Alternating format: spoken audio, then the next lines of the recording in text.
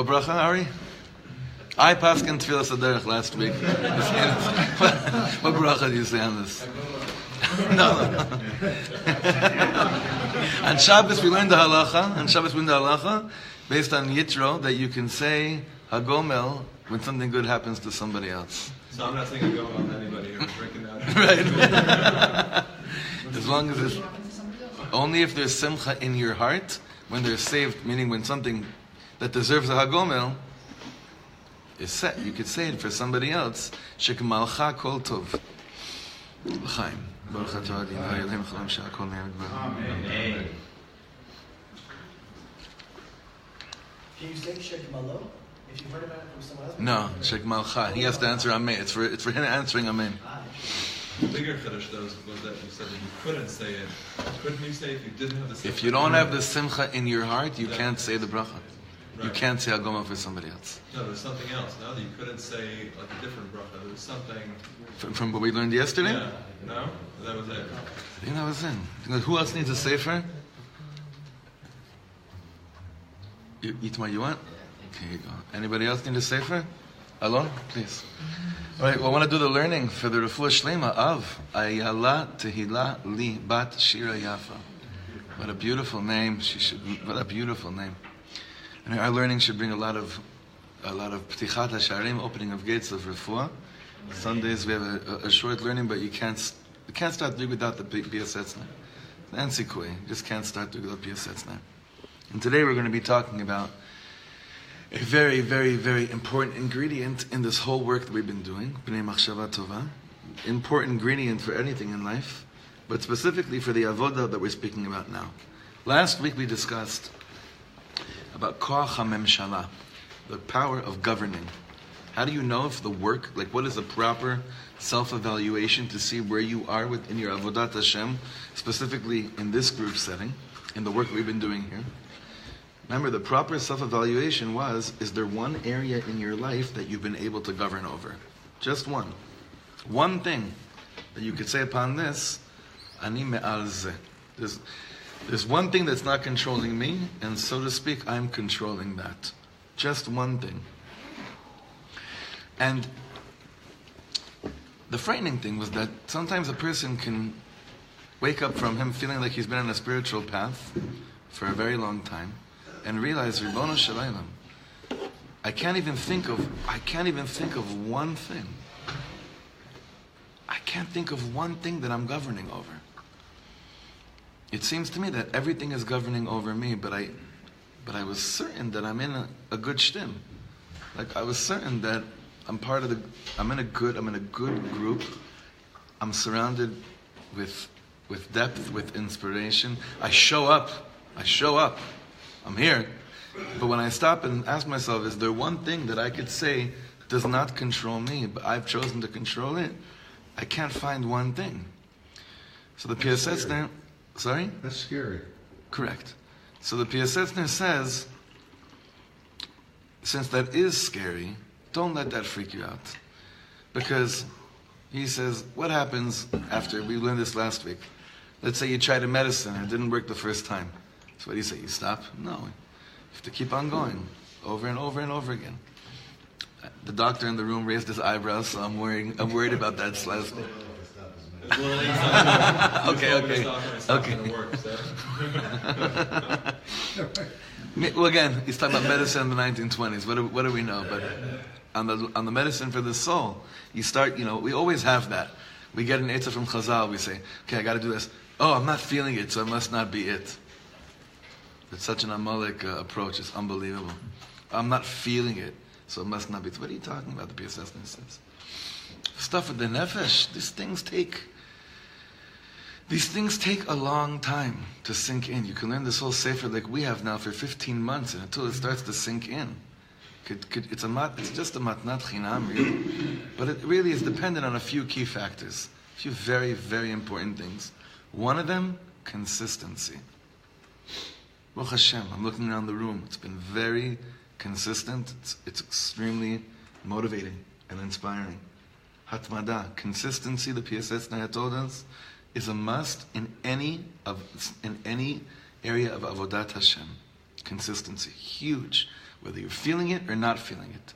It's dafka bigger when you don't feel it and you still come because you know how much your nefesh needs consistency. Your nefesh needs to feel that the goof or whatever it is, you're schlepping yourself over and over again. One time I went to the mikveh on Friday afternoon in the winter in Bad Ayin, that outdoor one. And I knew it was going to be a rough one, but I needed, it was one of those times you need a rough mikvah, not like a nice soothing, you need like a real medrabush one. So the one in Bad Ayin is not exactly a sauna. It's pretty cold. Not exactly. So I went there and I see a guy there with his little kids about to go inside. And I want to say, no, are you crazy? These kids are going to... He says, no, don't worry, they're not going in. But and he was this little skinny, frail dude, and he was like very cold just from the wind. I'm like, are you sure? Are you sure you know what you're doing? He says, listen, I come here all the time, and I tell the chamor that the chamor needs a shower. That's what he says. I tell the chamor, I tell the donkey needs a shower. That's all I do. How does a person get to a place that he can tell himself the chamor needs a shower? So that's what we're going to be talking about today. There is an element that we need to really take hold of in order to do this holy work of control, of controlling certain things that control us. And that is the power to become a warrior. Gvura. To become a gibor. To be a warrior. And this word is very, this word now is used in a lot of these, New Age development groups, therapy now. That word, people come to it quite often, I see. Where are you in? I'm in warrior mode. Like warrior. What does it mean to be a warrior? To be a gibor? A gibor does not mean that you learn something and you get it. Actually not. That's not a gibor. That's just a chacham. When you learn something, it makes sense to you, and you implement it, it's not really gvura that enables you to implement that which you learned. That's just a good cup and a good way of just taking chokhmah, bina, and then into dat. Gvura, which we're going to tap into today, is We're going to start today and continue on Tuesday, Bezrat Hashem. The Piasetzna is going to introduce this element to us in a very profound way, in a way that only he could do, and only in his beautiful way. If you open up the Sefer, we're on page 45. We're on the bottom over here.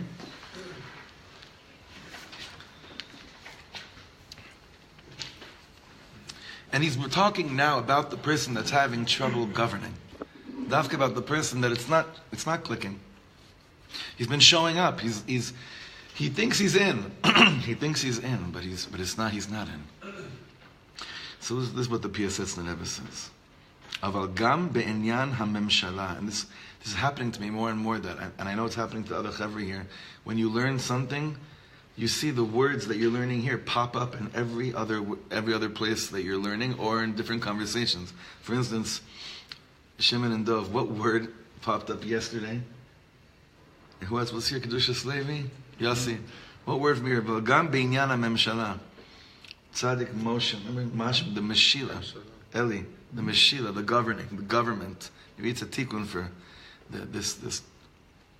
the way what we've done here in this country with the concept of memshala, of government. It should be a tikkun for all governing issues here. Aval gam be'inyan hamemshala al atzmo. But when it comes to governing over oneself, you have to know how to make it something that's kvias. You have to understand, how do you conquer something and kind of be done with it, not over and over again.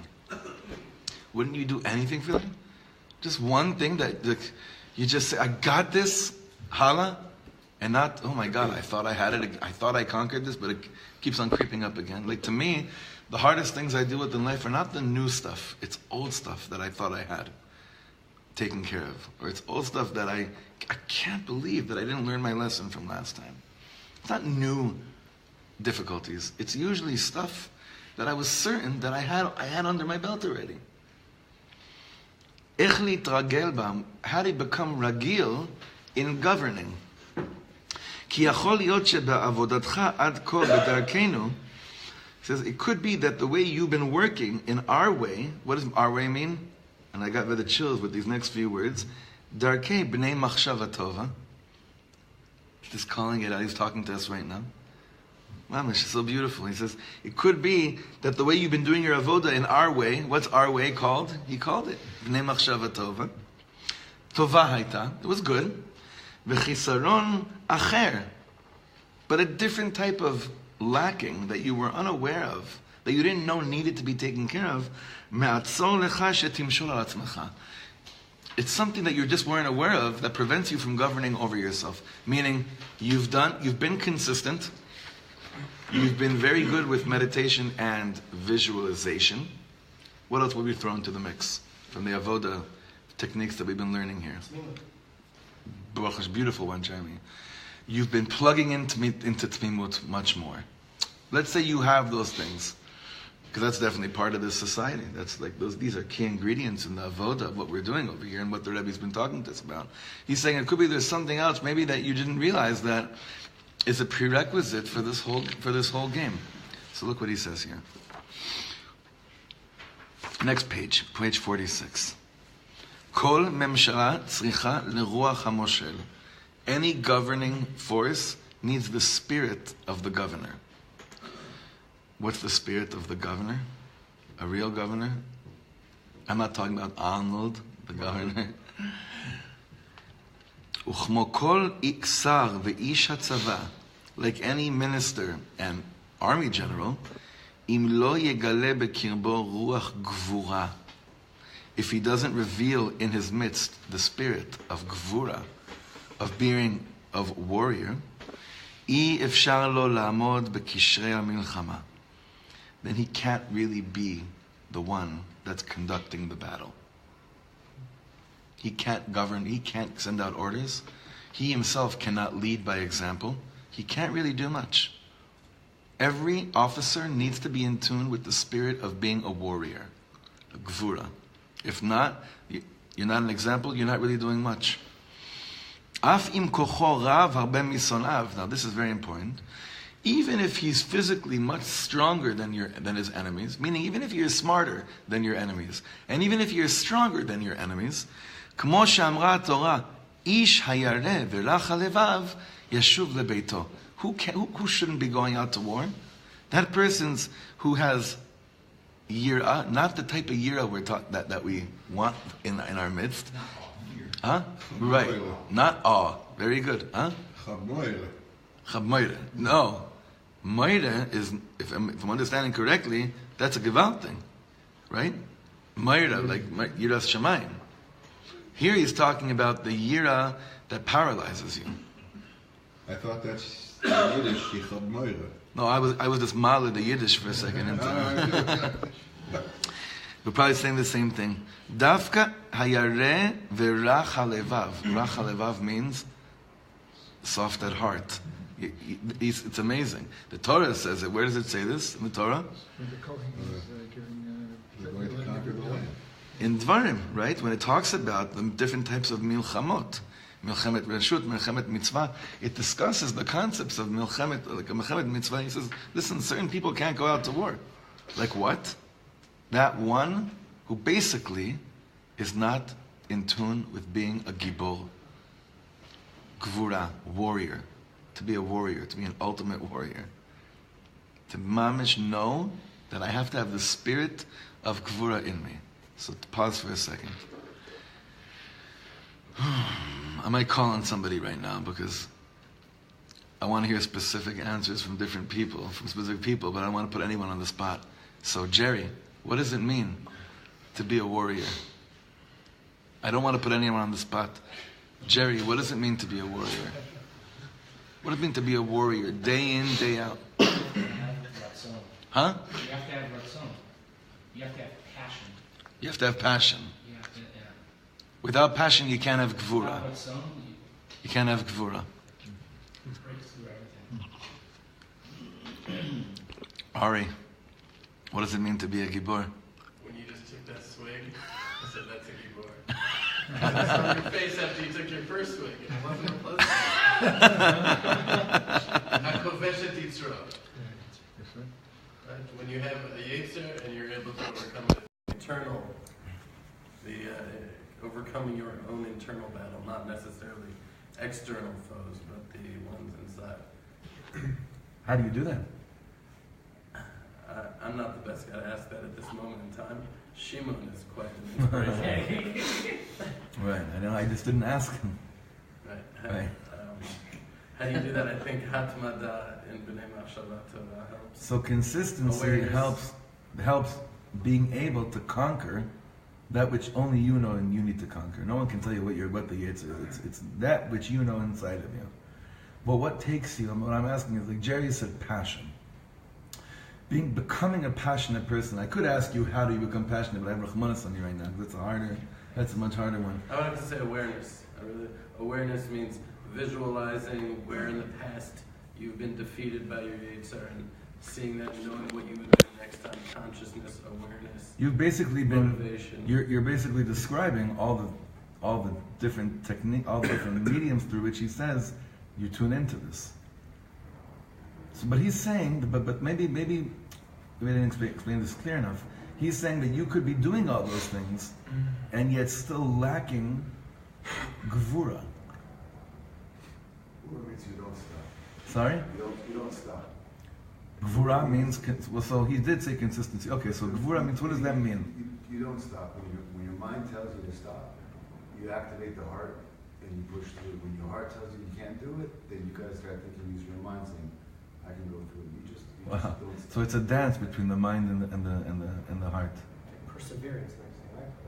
Commitment. Tom, what does it mean to be a warrior? You thought I wouldn't ask you.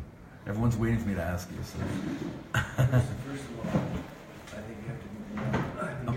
I think you have to be born a warrior. I really do. I think it's internal, but I think as a Jew, you are born a warrior. It's a warrior. It's a warrior race. Always has been, and that's one thing I think we've forgotten about along the way. That they are both were bad cats. I mean, able to rise up at any minute and waste the whole place. So I think you have to be born with it. But then I think, in my case, you have to be trained. You have to take that naturalistic. You have to be trained. You have to be trained for the art of war. The art of being a gibor. And that takes time. But once you get it and you become a gibor, like the doctor said, there's no retiring. There's no one battle, okay, that's cool, I go home. No. You're a warrior forever until you're out of here. How do you learn the art of gvura? Art of war. I think going through the skirmishes one after another. With perseverance. Yeah, but I mean, actually going through this one and this one and this one, with each battle, with each time you have to really rise up, and sometimes you get totally smashed. But if you rise back up again, you gain from that experience, and after a while, you figure out how to do it. And not that I'm saying that I know how to do it. I mean, I'm still training, so to speak. But you have to go through it. You have to learn the art of war. And I think you learn it through experiences and the battles you have to go through in the game. But you can fool say, I'm not into this now. Right. I can't deal with this. And then it's really not your nature, because that's really who you are. I really identify with that, because the Sar Tzava started off as a Tiron in the army. Right. He started off just as like a foot soldier, and then he just went to another battle, and through the war itself, he became a master of war. So it's just like getting in the mix and going out to fight. But that doesn't mean you have to be necessarily someone that's physically strong. That's the point here. Right, sure. That's the point. That's what's important to remember, because many of us can be hearing these words, and we might be saying to ourselves, "Why? I wish that was me. I wish that was me." And what you said about, it's true. You have to be born with it, but guess what? It doesn't exempt any of us, because that's what we're born with. We're born with it. It's an innate part of our soul.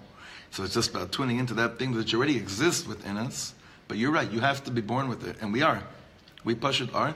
But the diuk here is to not get confused between being a warrior and being someone that's necessarily strong or any other talent. It's something else. It's something else. This inyan of gvura. It's something else. Let's look inside a few more minutes. You told me. Yeah? You said something to me last week that sticks. That everyone has. If we muster, it's courage. I think you have to have the courage to look at it. We talked about it last week too. When you have to look at something with emet. You have to look at something, and you have to have the courage to look at it for what it is, and then take the action that you need to take. Yeah. And the courage is hard. You know who was... If you've been knocked down enough times, Yetzer Hara wants to knock that courage out of you. The courage to tell yourself that you know what's right and you can do it. You know who was one of the most courageous people in the whole Torah? Yitro. Yitro. Can you imagine? Do we even understand what it took for a guy like him? Even though he's a very shady cat too. We don't really understand a lot. And Jack, you and I spoke about this a few years ago about what ends up happening with him. How that we don't really understand the Sof Maaseh. But do you understand how much courage it took for him? Do you know how many times he fell and got up and fell and got up, and maybe that's why the parsha is named after him. We don't know. I don't know how strong he was. I don't know how smart he was, but I know one thing: he persevered. Brought him to Am Yisrael, and he followed through with the courage. He followed through with whatever internal gvura that he had inside of him, because you have to understand, for him to leave that world, it would be lahavdil, okay? Lahavdil, it would be like Donald Trump inviting a therapist to begin to work with him on Sunday mornings in the White House on internal issues that he has. Do you understand? Like, on the level of how far out that might be, and how much that, like, for the ego, what that might do. You know, what that might do to a person, for Yitro's ego. The guy that showed everyone, oh, it's this, it's that idol, it's that avodah zarah, and then he's saying basically to everyone, I got the whole thing wrong. You see, the Torah doesn't tell us is how many millions of Hasidim Yitro might have had. He probably had millions and millions of Hasidim. We just don't know. But one thing we know, he had some kind of gvura, and he had the courage to follow through with it. But it's important here to remember that even though you might not feel so strong right now, that's not what the Rebbe is speaking about. One more line inside. כמו שאמרה התורה, third line, איש הירא ורך הלבב ישוב לביתו. The one that דווקא הירא ורך הלבב, דווקא the one that's like ירא, that has fear and is soft-hearted, he has to go home. ולא אמרה איש החלש. And the Torah dafka doesn't say the person who is physically weak. That's not what the Torah says. That would have been a much more understandable commandment from the Torah regarding war. Oh, you're weak. No, you should go home. Doesn't say that. It could talk about someone with muscles from here to Shemayim. Gvura is lacking. Courage is lacking. Go home. Go home. כי כל יכולת המלחמה להתגבר, לכבוש ולמשול על השונא ברוח גבורה תלויה. Because any ability in a war to overcome and to conquer and to govern the one that is your enemy is only dependent on the ruach of gvura. It's not dependent on any other strategy. So I think that we still have that in Am Yisrael, specifically in our Giborim in the army. Unfortunately, wherever the commandments are coming from on the top, there's no gvura like it was. Political echelon doesn't have it. No, I'm not talking about that. I'm talking about the 19-year-old tzaddikim that are watching us right now. They have it. Yeah, but the big brass doesn't. Something happened. It's still there, not in touch with it. But the kid that doesn't even know the difference between Aleph and Bet, but at times when he needs, he screams Shema Yisrael, and he'll go, it's like a war. That's a warrior. Well, the generals used to be the ones that would run out in front of all their soldiers. Now they hide behind the desks. That was the tikkun on Mechamet Lebanon Nachon. Second. They realized that the generals were hiding behind screens too much. So they changed the entire approach towards war. Right. Are we more chalashim than before? Are we more weak than we were back then? I don't think we're weak. It's not weak. We're not weaker. Do we have? Because of everyone else looking at us. But exactly, Dov, you already said? It's what you connected to what you brought up 2 weeks ago. It's because we have gone so much into a place of how we're perceived in the world, we don't even realize how much hashpa'ah that's had on the midah of gvura, the midah of being a warrior inside. It's messed with us tremendously. But the simpleton that's coming in, the kid, he has it, he's there, he's with it. So it's nothing to do with physical strength at all, or even physical mind strength. It's an inyan of being a gibur. It's being a warrior, which Bezrat Hashem will continue on Tuesday to discuss this. We'll have a whole hour to learn more on Tuesday. Our good friend, he's a warrior. Baruch Hashem. There are other people in this room that are warriors as well. There are, but we have a lot more. We have a lot of warriors. We have to tune into that midah.